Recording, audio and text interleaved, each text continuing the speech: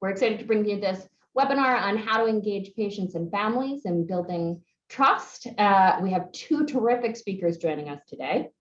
Alan Dubovsky is the Vice President and Chief Patient Experience Officer for Cedars-Sinai Health System.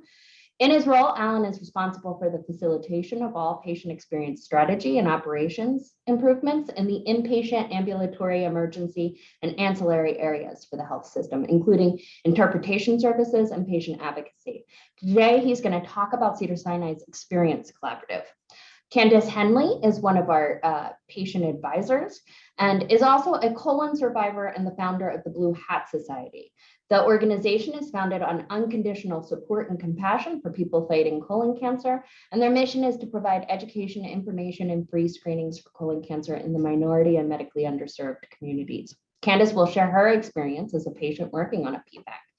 So welcome, and I'll turn it over to Alan to start our session. Good early afternoon on the West Coast, good late afternoon for those of you out east.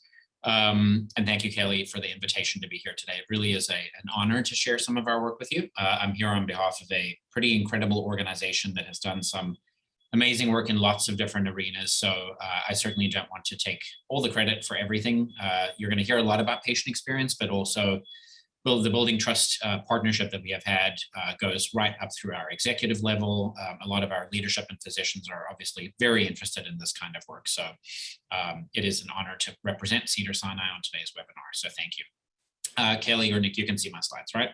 Okay, good. So what I wanted to share with you in my time today, and I'll be brief in my remarks. I think everybody always gets a lot more out of hearing directly from the patient voice. So I'm excited to hear what Candace has to say. What I will say, by the way, is, I'm going to fly through a lot of things at a pretty high level. If you have questions about anything, if you want to know more about anything, I've put my email address in at the end. You can absolutely feel free to reach out to me. I'm happy to share. I've been at Cedars-Sinai for about 5.5 years now. I've been in this field of patient experience for almost 20 years, which is a little bit hard to believe. Prior to this was at Emory Healthcare in Atlanta, but was brought out to Cedars to help create this Office of Patient Experience. And so a lot of what I'm sharing with you today is going to seem foundational in some ways, but it really hopefully will give you a bit of a flavor of how we talk about patient experience, how we think about patient experience, and then again, very sort of tactfully, how we build trust with our patients, between our patients and our care team members, with some specific examples of work that we've done. I'll do that by very briefly talking about Cedars. I will go into a little bit more around patient experience, and then certainly give you some project-specific examples as well. So we were just sharing in the green room before you all joined where we each are. I'm very fortunate. It's still weird to me that I tell people that I'm sitting in Beverly Hills. I never thought that that would be part of my tagline, but here we are. So Cedars is a very large academic medical center located literally at the intersection of Beverly Hills, West Hollywood, and Los Angeles. We are it's a slightly different academic medical center. Obviously, most of them around the country are affiliated or if not on the campus of a university. We are not. So we are a standalone academic medical center, obviously, doing a lot of teaching and training with local universities. But we have grown up in the suburbs of Los Angeles. The organization is 100 years old. We have been on this campus now for 50 years, in fact, next year. And we are very big and very busy, like most places. So we have a licensed bed capacity of about 880 beds. On any given day these days, our census is well north of 900. So like many organizations, we are bursting at the seams, trying to keep up with a very increasing patient demand. I won't go through all of these. There's some other interesting statistics on here for you. We're a level 1 trauma center with emergency visits of close to 100,000 a year. We have a massively large volunteer program. That is one thing I want to point out to you here. And again, just throughout this brief time that I'm going to be talking to you today, I'll touch on some of the things I think we're doing that are, again, building that trust with patients. Volunteers are a cornerstone of that work. We have recruited a phenomenal group of people who have been patients, are patients, have been through that journey. They spend a lot of their time walking around the organization, talking to patients, sharing their stories. In fact, this is National Volunteer Week. So if any of you are volunteers or know a volunteer, please thank them for their hard work. A couple of other statistics about us. If you've heard of Cedars-Sinai, I'm going to guess, I'm not going to make you do it, but if I had to have you type into the chat one thing you know about us, all of you would type in, hospital to the stars, only treating celebrities, front and center on TMZ. That happens occasionally, but what I will tell you is out of the 900 patients plus that we treat every day, we are very much a community hospital. We are the top Medicare provider in the state. We do a massive number of charity and charitable care cases every year. We're a massive transplant center. In fact, we do more adult heart transplants than any other US medical center. And we have significantly climbed up in our rankings lately. The reason that's important when I talk about being number 6 in the nation is, as of a couple of years ago, patient experience became a part of that equation. And so as those measurements start to come together and you talk about how good the outcomes are, how we work with our patients and how we treat our patients is now a factor in that. And so I'm very proud to say that even in my 5 years here, I think when I arrived, we were number 13 in the nation. We ended last year at number 6 and plan to be number 1, as most places do, but we're excited to keep moving up. For today, again, I just want to, your backgrounds are also different, that some of this may be new, some of it may be repetitive, but just at a very high level, I'd love to share a little bit about what is patient experience, how do we think about it before I dive into some of the specifics. So when we take a big step back and think about, how we define this vision of patient experience, there's a great phrase coming from the Beryl Institute on the top here about it being the sum of all interactions. But really the better way of thinking about it is what you see on the bottom here. And often we think about the patient experience being, just being in the doctor's office or just being on the inpatient side. Truly, the patient experience encompasses everything. The minute you are at home and decide you need some kind of care, all the way through the end of that cycle to when you're back. In fact, as we think about some of our opportunities for improvement and where we can continue to build trust with our patients, often it's when they're not with us, right? So we take great care of patients, we send them on their way. They go home and that's when they start having questions, having concerns, needing things from us. And so, that post-discharge recovery piece is a very important area of focus for us as we continue to engage patients in how we work with them. This slide I like to share a little bit just because, we often get the question, where do you fall in your organization? Is this an important thing for you to do? How do you get the buy-in of your leadership? And frankly, the argument comes from 1,000 different perspectives. Number one, it's the right thing to do. I don't think anyone denies that, having a good patient experience is what we are here for. And we want to both pair clinical outcomes with patient experience. But there are a lot of other things. Better patient engagement leads to better clinical outcomes, decreases in falls, medication errors go down. It's good for the bottom line, frankly. This is always a good argument to have as well. And then from a reputation perspective, as you start talking about, again, trust and engagement, everybody talks to everybody. And these stats are only getting higher and higher in terms of if you have a good experience, how many people find out about it. And if you don't have a good one, sort of what happens from there. So my team and the Office of Patient Experience, we have a couple of primary functions that I always like to share with people. So number one, we are responsible for gathering all patient feedback. It is our job to help communicate to this organization, what are patients saying? What are they saying in surveys? What are they saying on social media? What are they saying in their solicited or unsolicited feedback? And how do we turn that into meaningful insights, right? Going back to a doctor and saying you are 91% this month doesn't mean anything. Going back to a doctor and saying your patients are loving these 5 things that you're doing and your patients wish that you were a little bit better or different at these couple. The same with nurses, the same with our care teams. And so we now sit on well over 300,000 completed surveys per year, which is great from a statistical perspective. But obviously, again, when you are a patient, you don't want to be a statistic, you want to have your voice heard. And so for us, it's really important that that gets distilled down to helpful, meaningful insights. And so we spend a lot of time. This morning at 7 a.m., I had a presentation to our neurosurgery team. And there's like one data slide and the rest are all just, again, the patient voice and how we talk about that work. And then our team is responsible, obviously, for all of the improvement efforts that come with that. So how do you take the things that patients wish were a little bit better or different and build projects, build initiatives, build ways of engaging patients into all of that work and making sure that it obviously is multidisciplinary in terms of you've got nurses and doctors and non-clinical people at the table. I'll get into in a second some of our patient and family advisor work, but we try to do nothing anymore without having a patient voice at the table. That's critically important to us. So what you see on the right again are just some examples of some of the programs, which again, I'll get into in a little bit more detail. For today, though, I really wanted to spend just a little bit of my time going deeper on some of the things as we think about and talk about kind of building trust and helping to bridge that gap. So again, when I started, I certainly don't want to make it sound like, nothing existed here, but I think everybody wants to do the right thing for patient experience, which ultimately can land up meaning too many directions and people kind of running all over the place. And so we really, every year we sit down and we take a look at our data, we listen to our patient voice, and we get a sense of like, what are the key things that patients wish were better about our organization at this point? We can't fix everything. There are some low scoring questions and high pockets of feedback that frankly are important for patients to share, but aren't always the things that if we fixed would completely change the game for them. And so our job is to like pull out the noise, pay attention to what's most important to patients. And we do that again through patient and family advisor work that I'll talk about in a minute.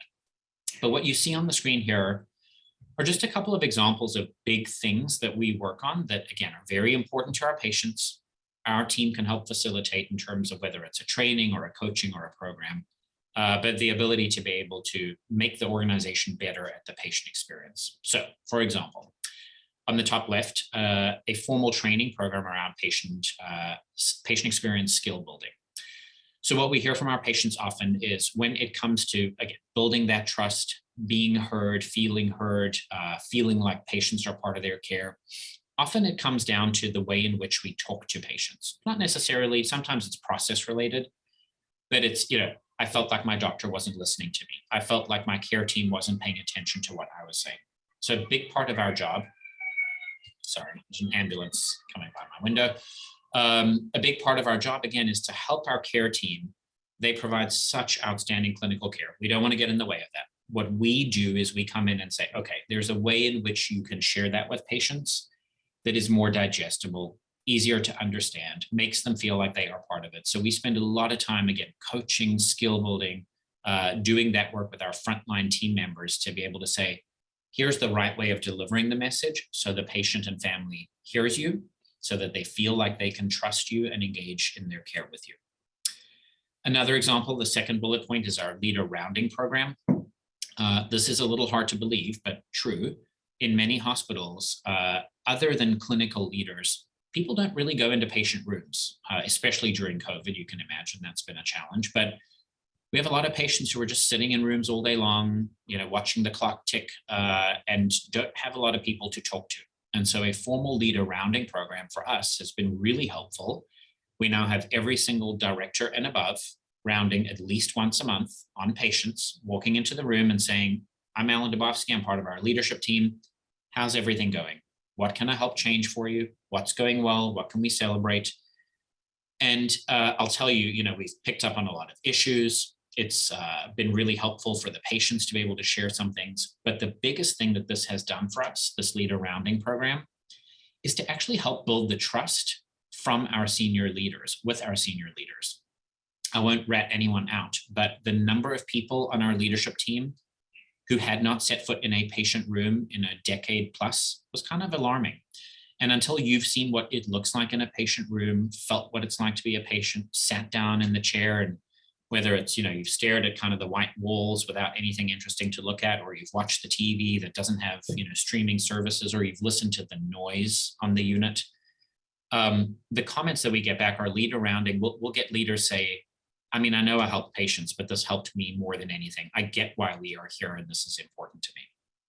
A couple of other examples on the bottom here. I won't go into a lot of detail, but an interesting one around this journey mapping is, again, back to my first slide around that continuum of care. There's so much that happens to patients in their journey. So we're working right now with, let's say, orthopedic surgery, to be able to understand that usually the moments that are kind of most stressful or most nerve-wracking for a patient, where the trust could be broken the most or the communication won't be as good, are those in-between moments. So we schedule your surgery, you're coming in next Wednesday, we've got everything lined up. Like, we have identified in these journey maps that some of the moments where patients feel the most vulnerable is when we don't have any contact with them. The day before surgery, 2 days before surgery, 1 day post-discharge. And so identifying those moments and then building processes in place to be able to check in. So one example is now we're working again with orthopedic surgery to check in with the patients the day before surgery and say, tomorrow is the big day. Like, How are you feeling? What can we do? How can we make tomorrow better for you? And from a trust perspective, I really do think that can help a lot as well. And finally, on the right, before I have a couple of examples to round up my presentation, one of the other things that I think has been so critical to us, and as I was thinking about today, again, around building trust and just what it means to a patient, to me, one of the biggest things, and Candace, I'll be interested in your thoughts when we come back to you, is when we break trust, it is almost always, first of all, either sort of a miscommunication or some way of, information overload, but often it is the gap between expectation and reality. And so you have a lot of people who've never been in a hospital, or they've been here years ago, or they don't know what to expect. And so they would come in and they'd have their first day in the hospital, and they'd become upset because they didn't know they were going to have a shared room, or they didn't know they were going to have 10 different doctors come talk to them, or they didn't know that on the day of discharge, it would be one of those things where, we don't know you're leaving until you're ready. And then it'd say like, all right, let's go, like pack your stuff, you got to go, it's time to go. And all of those things can often be surprises to patients. And so in closing the gap between expectation and reality, we have now built an entire video series that is available to our patients that, as a side note, was built by our patients and with our patients. We now have a full series of videos that patients can watch once they're in-house. What is my care team? When you talk about a hospitalist, what is a hospitalist? Why do I have one? What does a day in the life of a patient look like? What is the day of discharge going to look like? And we're launching these right now, and we really feel like these are going to be incredibly critical to, again, closing that gap and helping to continue to build trust. Hospitalists are a good example for those of you who don't know. More often than not, we have patients in-house who just need kind of a quarterback, air traffic control for their care. And many patients don't know hospitalists. You don't know the person. We rotate them often. And so it's a big trust thing for patients. You're putting your life in the hands of somebody you don't know, may or may not be here tomorrow. And so these videos are a good example, again, of how we're building that care team up so that the patient feels very comfortable with their care in that person's hands. Wanted to spend just my final few minutes talking through a couple of big things that we're working on, again, when it comes to the building trust piece. And so you talked about the Experience Collaborative early in the introduction, Kelly, and then again, Candace, I think the patient voice in our work is so important. Not everything I'm going to share today is rosy and perfect. So I'll give you a peek behind the curtain into some of hospitals' trepidation around some of this work. When I started here, I remember talking to a couple of leaders and saying, listen, I want to start a patient family advisor program. I think we need the patient voice. And a couple of people turned to me and said, why would we do that? We don't need angry people at the table telling us everything we do wrong. And I remember thinking that's the misunderstanding, right? Of patients just want to yell at you for everything you're doing wrong. By far, most people come through these doors and leave these doors with a great experience, positive impact. And even those that don't, most of them wish it had gone differently and want to help you constructively to think differently. And so that's the premise, that's the cornerstone of a patient and family advisor program. How do you bring the patient and family voice into your work? So we started one a few years ago. We are so proud of how much we have accomplished. And so we now have councils in some service lines like the NICU, the neonatal intensive care, pediatrics and pediatric intensive care, OBGYN, et cetera. We've also started some pretty cool programs around patient experience. So we have 15 patient and family advisors that meet every other month to come and sit down and help us problem solve. We put things in front of them and we'll say, hey, we want to redesign our training for our nurses. What should we do?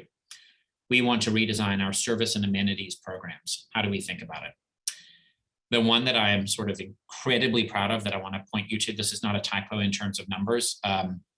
We basically put out an all call to patients to say, if you ever want to provide feedback in an online virtual way, so you don't have to come to meetings, you don't have to do anything, but every couple of weeks, we'd love to send you a quick focus group type survey.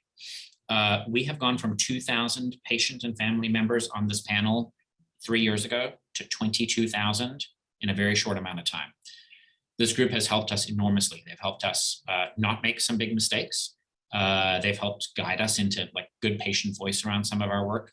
A quick example of that is, a couple of years ago, pre-COVID, we were going to put up signage around weapons, right? It was a big discussion nationally about safety and security for the team and the organization.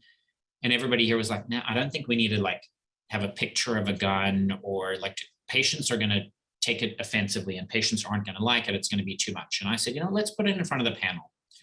92% of patients that signed up said, be strong in your language, put the picture up, make it very clear. You need to make us feel safe. And so that's the kind of input that we get from a group like this that really helps kind of guide the work that we do as well.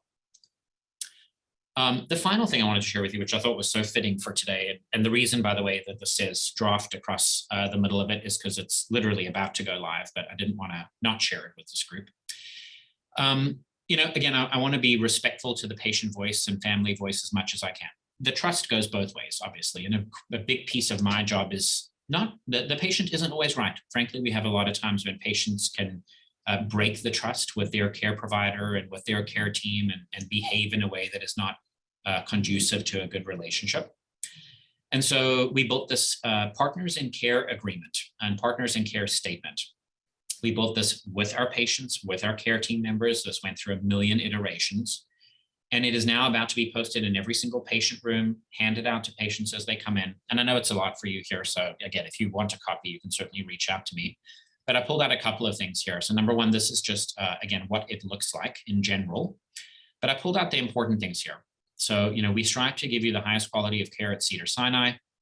We can more easily reach this goal when you, your family, and friends become our partners in care. The language we are using about talking to patients and saying, we need to be on the same page. When we are not, things don't go well. When we are, this will go perfectly. And so on the left-hand side of the document, it talks about, as part of your care, here's what you can expect from us. Here's how we will treat you. And again, these are like really helpful statements to be able to say you're going to be cared for in a safe setting. We're going to introduce our care team to you. These are all things that are important to you. But equally important on the right-hand side, and this was where trust came up with our team members, is we need to be able to trust our patients and their families that they are also going to treat us in a safe and respectful and appropriate way. I hate to, especially, I don't want to end on a negative note, but I will tell you the number of complaints and concerns that are coming up around disruptive behavior from patients, from staff, from everybody. The world has gone through a lot in the last couple of years, and stress levels are high, tensions are high. And so this isn't a good example of just saying, listen, there's a lot happening. There's a lot of emotion and a lot of sort of feelings happening here. But just a reminder, this is kind of the common ground that we need to live on in terms of building trust with each other. We're very proud of this. Again, the thing I'm most proud of this whole statement is that it was built with our patient voice in mind and at the table to be able to help facilitate. And I think it gives us a good place to be able to really let people know that this is why trust and engagement comes together for exceptional clinical outcomes. I was told I had 25 minutes. It's 1:25, so I'm spot on, even though we started a minute late. But again, I know that was a lot for you. I've put my email address up. You can always reach out at any point if you have any questions, but I hope that was helpful just in terms of giving you a sense of, again, what is patient experience? How does it fit into the organization? Why trust and engagement and that partnership in care is so important to us. There's a lot more behind the scenes that I'm happy to share with you in detail, but I hope that gave you a good flavor of some of the work that we do. Okay, I think I got a quick request for my email address. So let me do that one more time, put it up there. Feel free to write it down. I keep forgetting. I'm so used to saying my name that I always think it's such an easy one. And I can pop it into the chat. Perfect, even better. In just a minute. Thank you so much, Alan. It's a great start, and there's already some questions in the chat for you, but we will open it up for answering the questions after we hear from Candice. So I'd like to move on and turn it over to Candice to give us that patient voice on her experiences with working with health systems on building trust. Candice. Awesome. Hi, thank you so much for having me, and such a great presentation from Alan. My experience is a bit different, and I come from a different perspective. As a patient and survivor, I've had a variety of experiences. I've experienced within the hospital, and then as a patient advocate, I advocate from a variety of patient standpoints.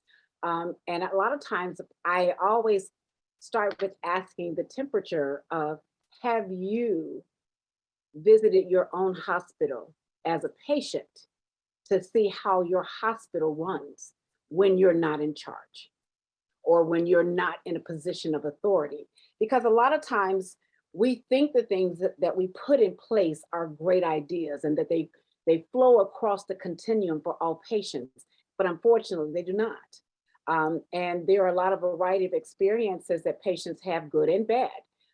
Some depends on the type of insurance that you have, whether or not you have insurance. That determines the type of experience that you receive, and that's reality. Unfortunately, that is how the system works. We wish we could have the care model across the whole continuum, right? We hope that we could walk into any institution and be treated the same way. But unfortunately, that does not happen. And so my experience 19 years ago, when I was diagnosed with colorectal cancer, it took 6 months for them to diagnose me with colorectal cancer. But it took 6 months and removal of my ovaries and finally a total hysterectomy, because that's what they thought it was.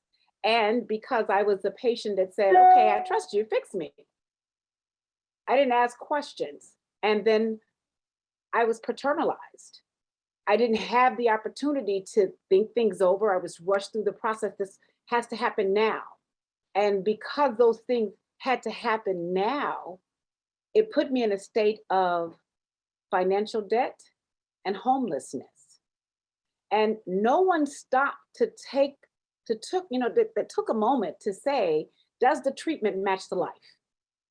So often we're pushing patients through things because that's the best interest, because we know best, that the system, but we very rarely ask what's happening at home that might prevent you from taking care of yourself, taking care of your family.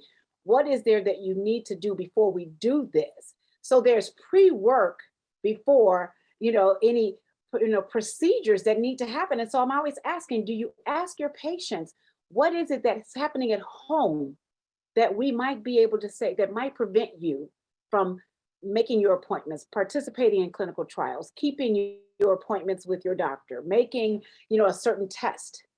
And then, do you know what's happening with your patients? Do they feel comfortable? Have you made them feel comfortable talking to you? Because most patients feel comfortable talking to a PA, your nurse, but they don't feel comfortable talking to you because they've only seen you 5 minutes.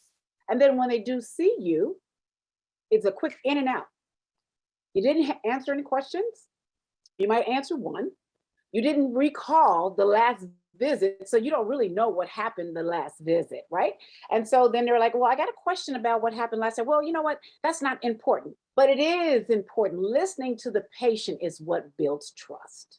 Knowing your patient and what they're dealing with builds trust. Understanding what their last experience was with your team, with the hospital, builds trust. I sit on 4 different advisory boards, and I think it's my job not to give you the good news. That's not what I'm here for. I'm here to tell you why you're not getting the results that you want to get. I'm here to tell you what you're doing wrong so that you can fix it. I'm here to tell you that your care team doesn't care about the patient experience. Your care team cares about the fact that, okay, well, you know what? We got turnover. We got them in and got them out. I'm here to tell you that the patient experience wasn't great. That patient that was just here, did you ask them to repeat what you said so that they understand what they heard? So the instructions that you gave them, they can repeat and they understand so that when they go home, they can follow the instructions. That's what builds trust, is knowing that you took a moment beyond the insurance time to make sure that they understood and had what they needed to ensure that they were able to take their medications.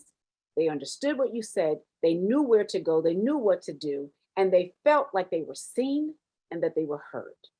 There's nothing like being in a medical system and you don't feel seen. That's the worst experience in the whole world. And I'm here to tell you, I felt like the world did not see me. And I had great insurance, but they didn't see me. And so when you don't feel seen, that trust factor diminishes. And you know what happens when patients don't feel seen? They share that information with friends. and relatives about your institution. And so now your institution has to deal with the fact that this patient had an experience that they shared with family members and friends and within that community. And now the community is saying that hospital is not welcoming to us. That hospital doesn't like what we look like. They don't treat our type of insurance. So now, because the steps that were needed to take to make sure that the patients felt comfortable, they felt seen, and they felt heard, now you are now dealing with a situation that has spiraled out of control. And so often we're putting things in place and we're thinking this is in the best interest of the patient, right? But what patient did you ask? Did you ask a patient of color? Did you ask a patient of low income means? Did you ask a patient that was young, old, middle age?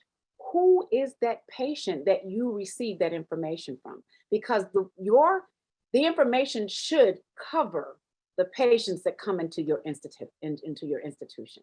They should, across the board, be accommodating to everyone. And when we're dealing with senior populations don't trust. And especially when you're dealing with seniors of color. They have experiences, a historic experience that makes them not trust. So how do you get seniors to trust you? And it's not easy, but it's work, and it's worth the work. Because when you ask, have you eaten?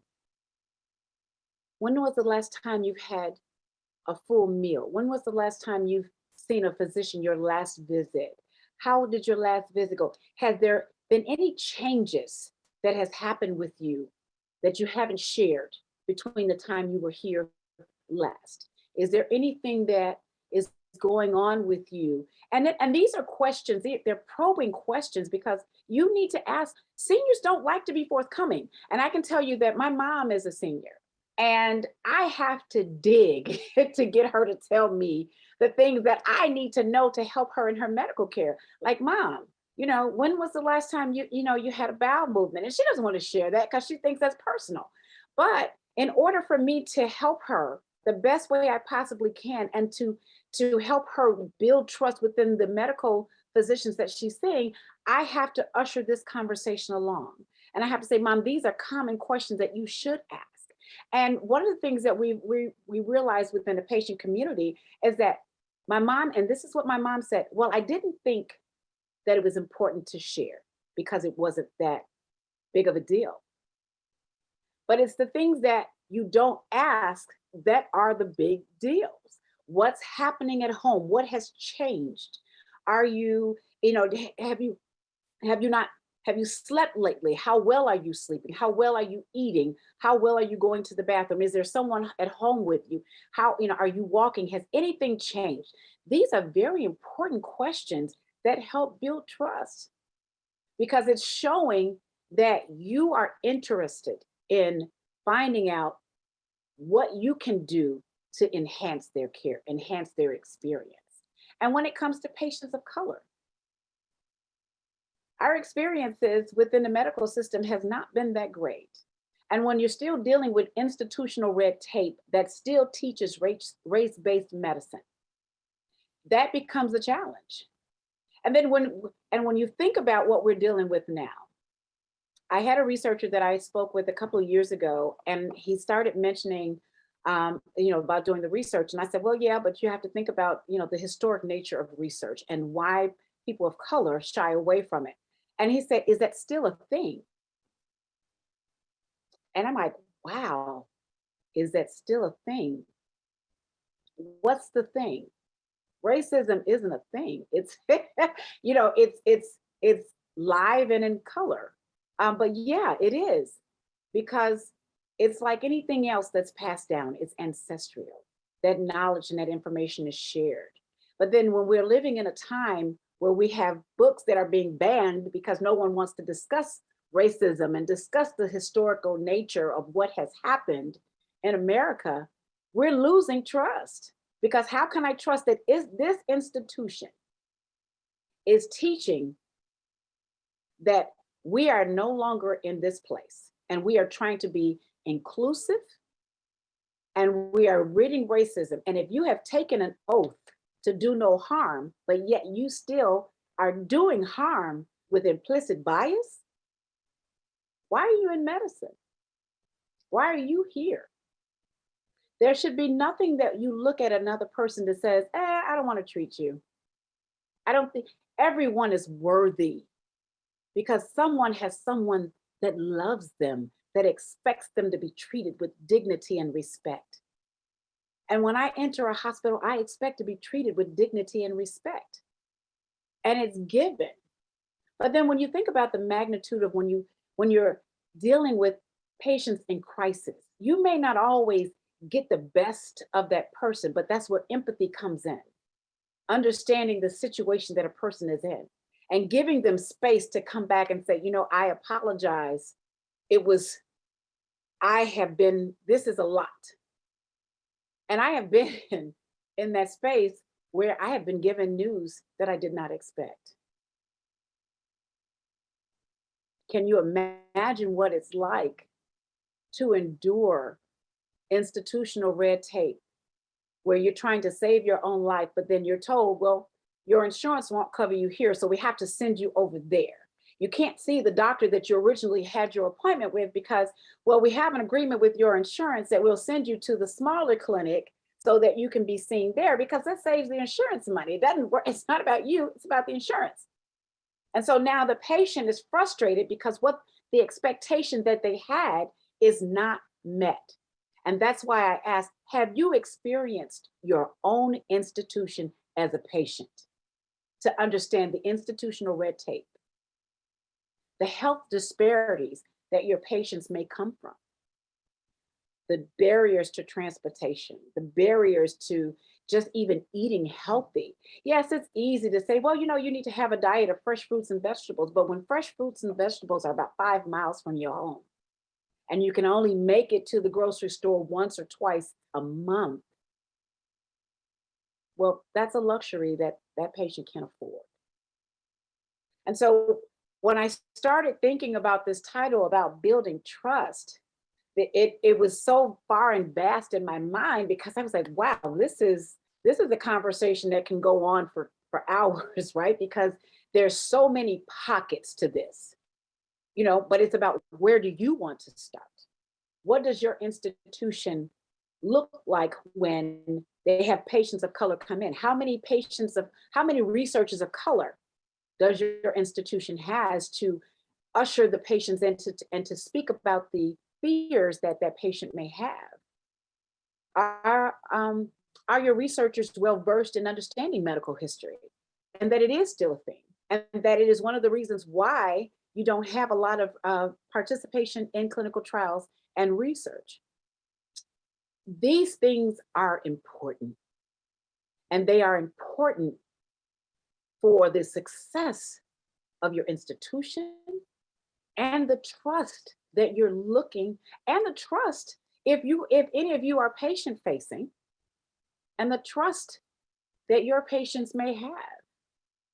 And whatever your role may be, check the pulse of your institution. Is it open and welcoming? How does it treat patients who are on Medicare and Medicaid versus private insurance? What tests are available that you think, would be easy to get, that they really are not, depending on the type of insurance that you have. So building trust is, man, it's a lot, and it goes beyond just checking the temperature of how well you're doing. What does your board look like? Does it represent the community surrounding your hospital? What does the community surrounding your hospital? Are you engaged in community engagement? Because that's how you build trust, by presenting yourself to the communities and showing that you're open, and you're like, listen, how can we help you? How can you help us help you? What information do you think that we can have? And and it's great with the surveys, but what's happening in the street? what does the community say about you in the street? Because everybody will give you a great survey, right? If it's quick, okay, ding, ding, ding, click. But when you're in the community and you're asking the community, so what was your last experience at our institution? How did you feel? Did you feel that you received, optimum care? Did you think that it was something that was missing? Is there something we could have done better? And then there's patients on your advisory board, like me, that will tell you, you could have done this better. Here's another way. And it's very important to make sure that there's lay language involved in your communication. That's such an easy but often missed opportunity to create trust. If I don't understand what you're talking about, then you kind of lost me there, because I'm like, well, I don't know what you're talking about, because your language, the language that you're speaking, is not something that I understand. And you have to understand that there's some people that, because of the risk of looking or sounding unintelligent or stupid, they won't ask questions. And I'm always challenging, is this lay language? Academic language and lay language are two different things. Sometimes we're like, okay, well, and some words we expect people to know, they don't. And so are you checking the pulse, the literacy levels of the information that you're putting out? Even on your surveys, is it understandable? Even if it's of someone that English is not their first language. And even if it is their first language, that they understand it. So we are often missing the literacy level of patients and not realizing that lay language does make a difference. And so my experience being missed and not seen in the institution that I had felt so comfortable in disappointed me greatly, because I had high expectations of respect, just human respect. And I didn't receive that. And the parting words from the nurse after my total colectomy, I had my entire large intestine removed, I had colon cancer. And her parting words were not to take it easy, not to take, this type of bath, and not to do this type of exercise. It was no anal sex. And I honestly could not understand why she thought that was something that I needed to know. But that was the only advice that I received about my care. And because I was in a state of, am I fixed? I have to get home to my children. I couldn't address it then. And I was still trying to process it in my head, because I was like, are you assuming that that's how I got colon cancer? Are you suggesting but because my mental state was just trying to be well, to be home to my children, I didn't address it. But I've been addressing it every day since, because how dare you? How disrespectful, but how insensitive. It wasn't helpful. There was nothing about that statement that was helpful. It was more derogatory than it was anything else. And so I'll lastly say, your engagement, your words, they matter.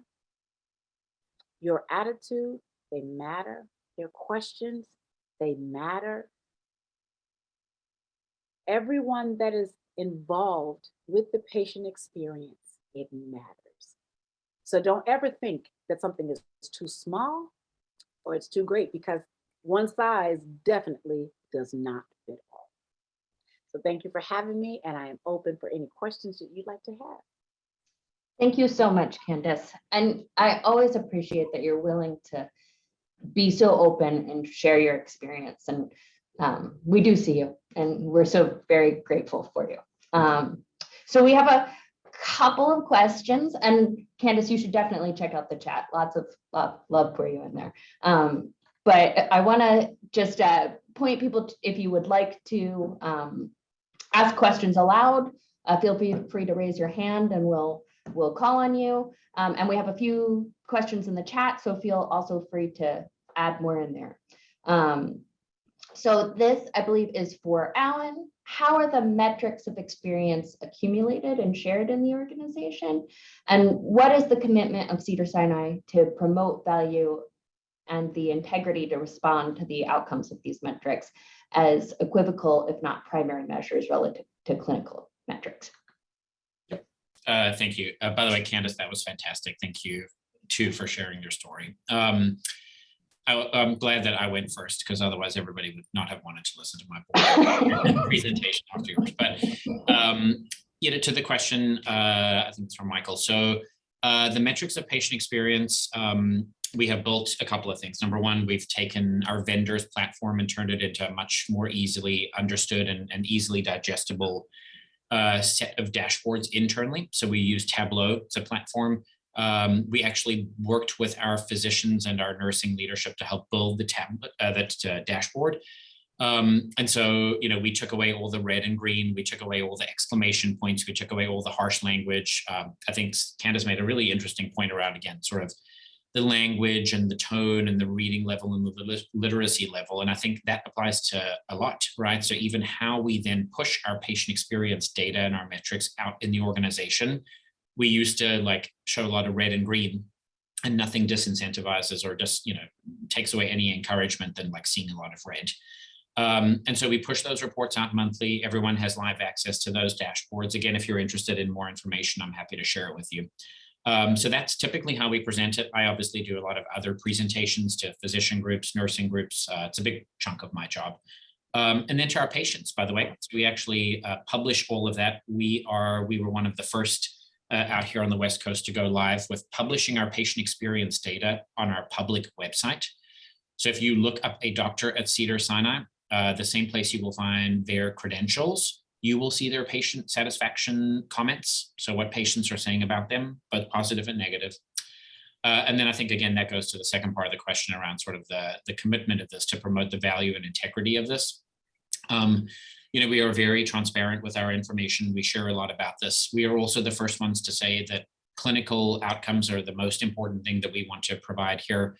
But with the caveat that, those might come first in terms of what, Joint Commission and other organizations are looking for. But we are a big believer that better patient experience leads to better clinical outcomes. And so we often try to talk about the two kind of hand in hand, that one can be good and one can be not, but you would absolutely get better with both.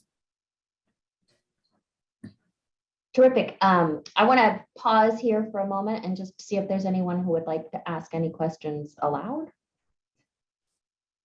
And you can just unmute yourself and ask your question if you'd like to do that. All right, I'm going to ask again, but we have another question in the chat for Alan, which is, how does Cedars-Sinai's billing practices impact patient experience? And do you have any data on this aspect of patient experience? Yeah, it's a great question. It definitely impacts it. And it's a great example, again, of if I can brag about our work that we've done with patients. So we had, like most organizations, an overly complicated, cumbersome billing process where you would get, statements of benefits or explanation of benefits that were pages long, way too much writing, didn't make sense to patients, and through no fault of their own, often patients thought that they were keeping on top of it, and then 2 months later, collection agency would call. And so we went through a redesign of our entire billing process with patients to completely overhaul the statements people get, how we reach out to patients, when we reach out to patients, how they can pay. And so everything has been moved up a lot in the process. And what I mean by that is even how we collect copays and things like that, the language we use at the front desks to be able to encourage it, but not force it. When we started doing that, it was a whole lot of well, you have to pay now before we can see you. And quite frankly, legally, that's okay. It's a terrible patient experience because for a lot of people that they don't have access to that. And so, would you prefer to pay today or would you like to have that conversation later is sort of how we go about that. And so it does impact it. We've become a lot better about it. We do collect metrics from our financial customer service team. They handle a lot of the patient complaints and grievances around that. And those numbers have gone down significantly. The better we've done in terms of talking to patients about finances, the better way of sort of creating better billing statements and things has had a lesser impact on everything in patient experience as well. Terrific. So I'm going to take the opportunity just to ask Candace a quick question while people are thinking of other questions. But Candace, you know, you were so open in sharing your experience, which was not a good one. How was the health institution that you went to, and I am assuming that's where you were a PPAC at, able to transform that bad experience into one where you were willing to engage with their patient and family advisor group? It took a while. It wasn't an immediate, as a matter of fact, I think the initial response to me was, did I share what was going on? And I was like, well, I kind of was there on an emergency basis, so it's kind of hard to share that.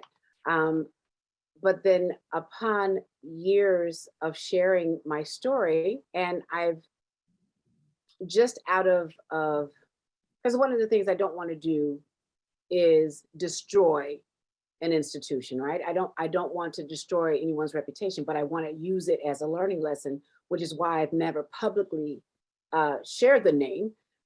But what I have done is say, this was my experience, and this should not ever happen again. And here's how you can fix that experience. And the new administrators were more receptive to it than the old administrators. And even to the point where it was like, so what was your, was it an insurance issue? Was it, what was the, the issue? And I was like, it had nothing to do with my insurance. I had a PPO. It had all to do with your institution and the encounters that I experienced. But I will say that as of now, there have been a lot of changes. They're doing a lot of tweaks and a lot of checks and balances a lot more now than they ever had before. And the more I continue to tell my story and the more I keep sending it and like, hey, just checking to see how we're doing with your patient engagement. And they have gotten a lot better. So much so that my mother has returned to going to the institution. Terrific. I see both Daniel and Michael have their hands up. So Daniel, if you want to go first and unmute yourself and ask your question or comment. You're always so inspiring, Candice, and really appreciate you sharing your heart and soul with us. I wanted to know, get real concrete with me. I want you to tell me how I can hear you and know you. Give an example so I can take that gem and place it in every institution in America, because I need to be real concrete. And so how do I know you, listen to you? How do I do that? That I can take that gem and place it in other institutions. Give me a good example. Good example. My mom shared with me this morning how her previous physician didn't test her for anything. She would come in and say, I have a headache. Okay, here's a prescription. But her new physician asks everything. He pushes her through, okay, we need to test you. We're going to do a blood test. We're going to do this. We're going to do that. And it's pretty much asking the patients, how are you? How are you today? I mean, that question, it seems so simple, right? But how often have you spoken to people walking down the street and you go, hey, how you doing? And nobody speaks back and you go, wow. It's the same thing. It's how are you today? How have you been? And then, okay, let's see. And then knowing what the patient was last there for. I love it when I come in. When I went to see a new hematologist, he goes, oh, I did my research on you. And it shocked me because he said, I did all my homework on you. I'm like, what did you do? And I'm thinking he looked me up on Google, right? No, he went through my medical records and he knew what he was dealing with before I got there. So that made me feel like, oh, wow, somebody actually cared. And And it didn't have to do with, this was my first time ever seeing it. And he said, I did my homework. And nothing makes you feel better than someone who said, I wanted to know who you were and what you've been experiencing. That is a great way of developing that relationship and making someone feel like, I just had the best experience because you told me you did your homework on me. That's not something we're used to. We're not used to that. And yeah, we should be, right? Because that's what medicine is about. But time has changed. So knowing that before I get to the office, knowing what, okay, here, and not because your PA has passed it to you. So here's a couple of notes. No, you actually looked at my medical records, and then you actually asked me questions based upon that. So I see here that you did A, B, C, and D. How did that go for you? Did you like that experience? Was it helpful? And it's engaging to have that conversation so that we get to have a relationship by engaging in a conversation, not just checking a box, but actually engaging in that conversation. I mean, and that's the start. Thank you. Great answer. So probably our last question for time is from Michael McPhee. Candace, thanks so much for sharing of your story. What it brings to mind for me is the complexity of patients' experience and how, for those of us working as clinicians, we're attached to some other outcomes and goals all too many times when we enter that clinic room or the bedside. I'm curious from your perspective how we might recruit more patients so that we can better represent the diversity of our communities to inform our health system. Wow.